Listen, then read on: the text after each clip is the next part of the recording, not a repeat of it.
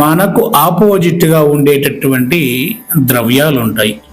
మనము పండ్లు, పసుపు, కుంకుమ, పూలు, అగరబత్తులు, కర్పూరము ఇటువంటి ద్రవ్యాలతో సాత్వికమైనటువంటి శుభయోగ శక్తి కోసము చేసేటటువంటి పాజిటివ్ విధానములో పూజా విధానం.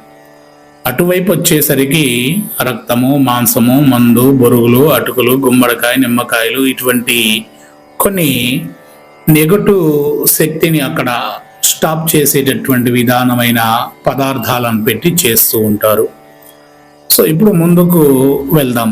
అసలు ఒక వ్యక్తి నెగటివ్ శక్తిని ఎలా హ్యాండిల్ చేయగలుగుతాడు, ఆ నెగటివ్ శక్తిని ఎలా తీసుకోగలుగుతాడు అనేటటువంటి విధానానికి వెళ్దాం.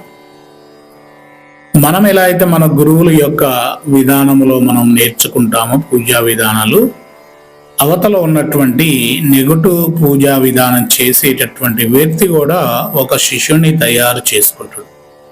శిష్యుడు దొరకకపోతే ఒక వ్యక్తి మీదకి ప్రయోగించి ఆ వ్యక్తిని తన బానిసగా మార్చుకొని తన దగ్గరే ఉండేటట్టు, తనకు సేవలు చేసేటట్టు, తను చేసే పూజా విధానాల్లోకి వెళ్ళిపోయేటట్టుగా చేసేటటువంటి విధానంతో ఉండేటటువంటి క్రియ ఉంటుంది. ఇప్పుడు ఒక వ్యక్తి ప్రారంభించుకునేటటువంటి సాధన, ఆ సాధన ఏంటి అనంటే దైవత్వానికి సంబంధించినటువంటి సాధన కోసము ఒక గురువు దగ్గరికి వెళ్తాడు. ఆ గురువు దగ్గరికి వెళ్ళిన తర్వాత గురువు మంత్రాన్ని ఉపదేశిస్తాడు. ఆ గురువు చెప్పేటటువంటి కొన్ని విధానాలు ఉంటాయి. ఆ గురువు ఆ విధానాలు ఎందుకు చెప్తాడు అంటే తను అనుభవం పొందాడు కాబట్టి. తను దెబ్బ తిని ఆ తర్వాత ఆ మంత్రం యొక్క విలువ ఏంటి అనేది తెలుసుకొని మంత్రాన్ని ఉపదేశించేటటువంటి పద్ధతి పెట్టుకుంటారు. బుక్కుల్లో రాసినటువంటి అక్షరాలు తీసి ఈ మంత్రము చదువుకోండి అని చెప్పేటటువంటి విధానం ఉండదు. ఎప్పుడు కూడా ఒక గురువు బీజాక్షరి మంత్రాన్ని ఉపదేశిస్తున్నాడు అనంటే తన యొక్క అనుభవాలతో జరిగినటువంటి విధానాలన్నింటినీ గుర్తు తెచ్చుకొని మంత్రాన్ని తీసుకునేటటువంటి శిష్యుడు ఎవరైతే ఉంటాడో అతను చెయ్యగలుగుతాడా లేదా, చెయ్యలేని పరిస్థితుల్లో ఎలా ఆపాలి ఏంటి అనేటటువంటి ఒక విధానాన్ని ఎంచుకొని ఆ గురువు ఆ శిష్యుడికి మంత్రోపదేశాన్ని చేసే విధానాన్ని పెట్టుకుంటాడు. ఆ మంత్రోపదేశం తీసుకున్నటువంటి ఆ శిష్యుడు ప్రాంతం అనేటటువంటిది ఎంచుకోవాలి.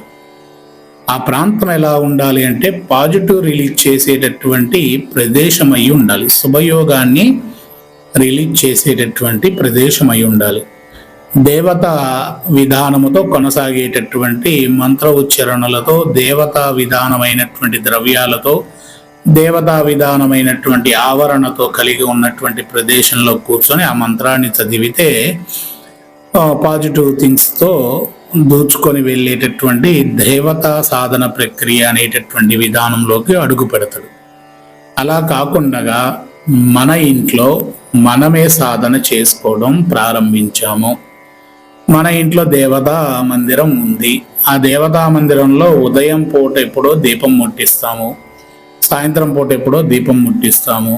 ఇంకంతకు మించి పూజాది కార్యక్రమాలు ప్రతినిత్యము పటాలను కానీ లేదంటే విగ్రహాలను కానీ వీటన్నిటినీ పరిశుభ్రంగా శుద్ధి చేసుకొని అలంకరించుకొని పెట్టి పాజిటివ్ విధానమైనటువంటి శుభయోగ శక్తిని రిలీజ్ చేసే విధానము చేయలేము. ఎందుకు అనంటే మనకి ఇప్పుడున్నటువంటి జనరేషన్ ప్రకారంగా, ఇప్పుడున్నటువంటి పరిస్థితుల ప్రకారంగా సమయం సరిపోదని ఒక చిన్నపాటి బద్ధకంతో వాటన్నిటినీ పక్కన పెట్టేసేటటువంటి పరిస్థితి ఉంటుంది. అటువంటి సమయంలో ఆ ఇంట్లో కూర్చొని సాధన చేస్తే ఆ ఇంట్లో పాజిటివ్ శక్తి ఎక్కువ ఉంటుందా, నెగటివ్ శక్తి ఎక్కువగా ఉంటుందా అనేటటువంటిది ఆలోచన చేయాలి. నెగటివ్ శక్తి అంటే ఆ ఇంట్లో ఉన్నటువంటి మనుషులు బాగా గొడవ పడేటటువంటి వారా, చిరాకు పడేటటువంటి వారా, ప్రతి ఒక్క విషయంలో ఏదో కోల్పోయినటువంటి విధానంలో కొనసాగేటటువంటి కుటుంబ సభ్యుల మధ్యలో ఉన్నానా అని ఆలోచన చేయాలి. వాళ్ళందరి మధ్యలో ఉన్నప్పుడు ఆ సాధన ప్రారంభిస్తే అక్కడ తిరిగేటటువంటి ఆ గాలి, ఆ ఆరాశక్తి ఎవరైతే ఒక 6, 7, 8 మంది 10 మంది కుటుంబ సభ్యులు తిరిగేటటువంటి ప్రాంతములో సాధన చేస్తే మీ శరీర ఆరాశక్తి ఫస్ట్ కనెక్ట్ అవ్వాల్సింది దేనికి అంటే నెగటివ్గా పాజిటివ్గా అనేటటువంటి సాధన ప్రయాణం కనెక్ట్ అవ్వాలి. దేనికి కనెక్ట్ అవ్వంది నీ శరీరంలో నుంచి ఎటువంటి పాజిటివ్ నెగటివ్ థింగ్స్తో ఉన్నటువంటి ఆరాశక్తి బయటకు వచ్చేటటువంటి విధానము